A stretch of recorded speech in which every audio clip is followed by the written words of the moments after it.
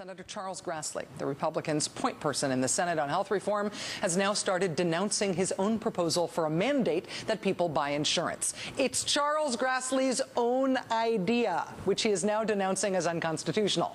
Senator Grassley taking a brave stance against himself. And there's Senator Lamar Alexander, who Senate Republicans have been trying to elevate into a prominent position on health reform since maybe Senator Grassley needs some help.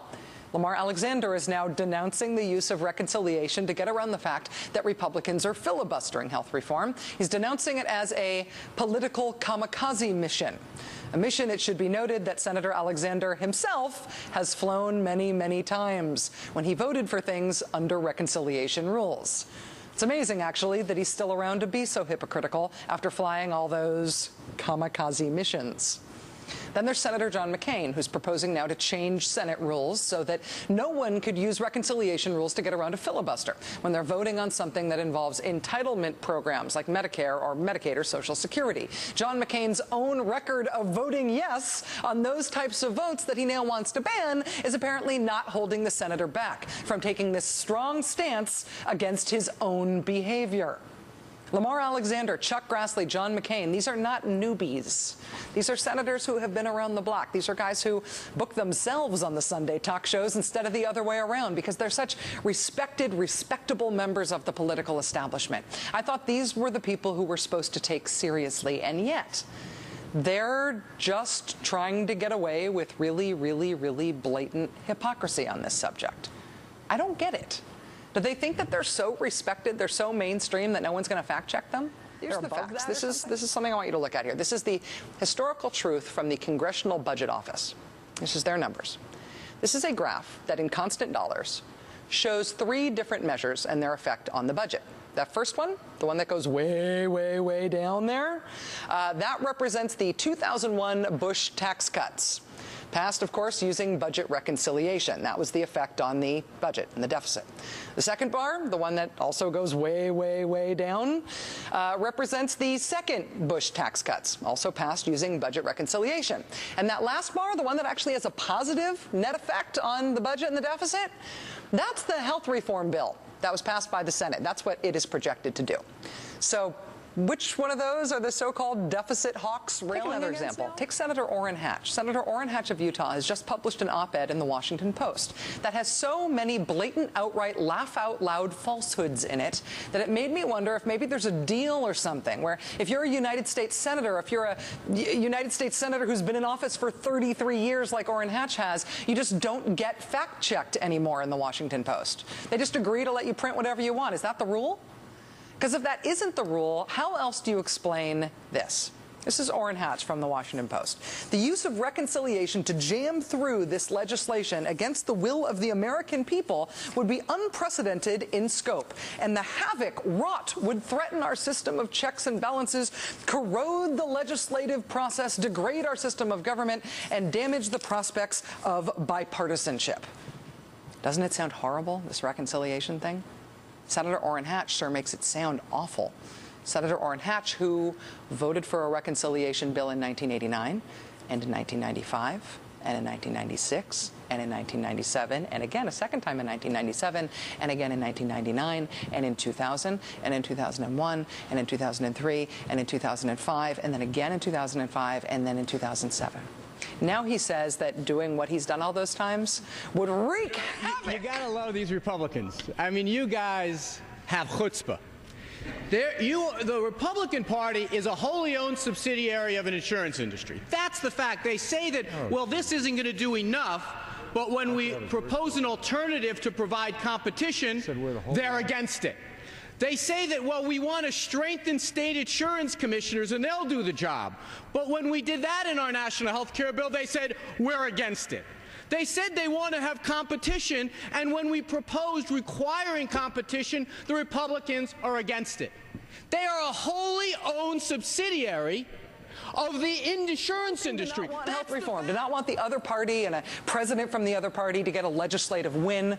You don't want them to be seen as addressing the problems of the country with a policy that might really help people. It's one thing to try to stop it.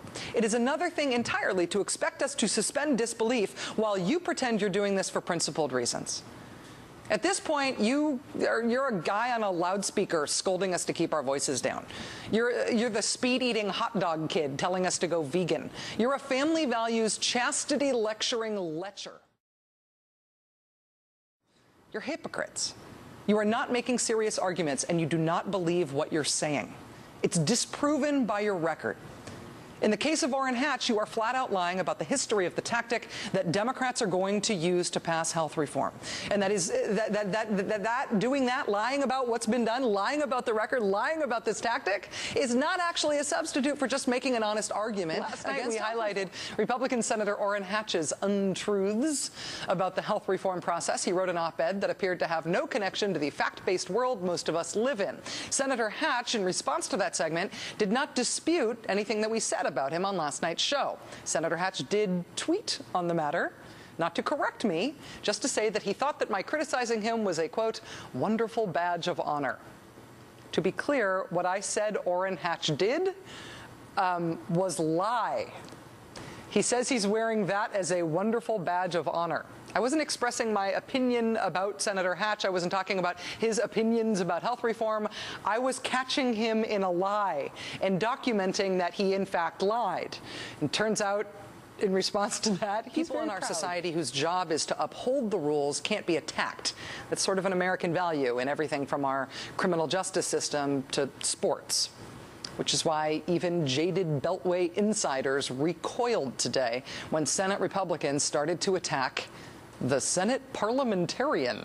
Yeah, this is basically the Senate's ump, the guy who calls balls and strikes on how the Senate operates. He hasn't even ruled on anything related to health care yet, but Republicans are preemptively bullying the parliamentarian in terms of how he will rule on procedural matters related to health care. Republican Senator Jim DeMint warning, I've got concerns, and telling Politico.com, quote, I would think that reconciliation would make or break the perception of his objectivity. My friend Senator Orin Hatch warning, he'd be crazy not to follow the rules and to rule properly. If he didn't do that, he'd lose all respect. Another brave anonymous Republican just throwing the evidence-free insult that Politico duly transcribed, quote, I think most people don't trust him. The Republicans are doing a preemptive strike on his ass. Okay, so they're going after him, and they say that Alan Fruman is biased in favor of Harry Reid, and hence, whatever his decision is, it'll be wrong, and it'll be biased, and it's unacceptable. That's called working the refs, and the Republicans have mastered that. That's what they do with the media. That's what they've done for decades. You guys are liberal, bias. No, and then then the press gets shot. They're like, okay, you win. How would you like me to write the story? Okay, all right, here's the Republican version of the story. See, I'm not biased, am I? That's what they're trying to do with the parliamentarian. But it's especially comical for two reasons in this case. You know who hired Alan? The Republicans. No, but wait. That's fun.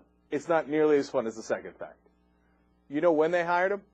They hired him in 2001, after they fired his predecessor, who said, no, you cannot do the largest tax cuts in history through reconciliation.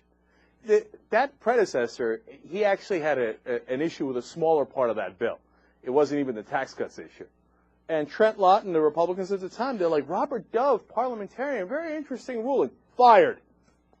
You're fired. Get out of here. And then they brought in this guy, the current one, Alan Fruman, to make the ruling that they wanted. This is the guy that they cherry-picked to give them the ruling they wanted. And now he's too biased in favor of the Democrats? In favor of the Democrats. As usual, they are outside. He's the parliamentarian. He's a guy who's doing his job. He hasn't done anything yet in this fight, let alone having done anything wrong. The reason that health reform opponents are freaking out, code red, attacking the parliamentarian, lying, denying their own records on subjects like this, the reason they're freaking out is because this process is almost done. They're desperate. And it's not just my opinion that it is almost done. President Obama today made clear that this really is almost over. We began our push to reform health insurance last March in this room with doctors and nurses who know the system best. And so it's fitting to be joined by all of you as we bring this journey to a close. Every idea has been put on the table. Every argument has been made. Everything there is to say about health care has been said, and just about everybody has said it. So now's the time to make a decision about how to finally reform health care so that it works. So at stake right now is not just our ability to solve this problem, but our ability to solve any problem. The American people want to know if it's still possible for Washington to look out for their interests and their future. They are waiting for us to act. They are waiting for us to lead. And as long as I hold this office, I intend to provide that leadership. I do not know how this plays politically, but I know it's right. And so I ask Congress to finish its work, and I look forward to signing this reform into law.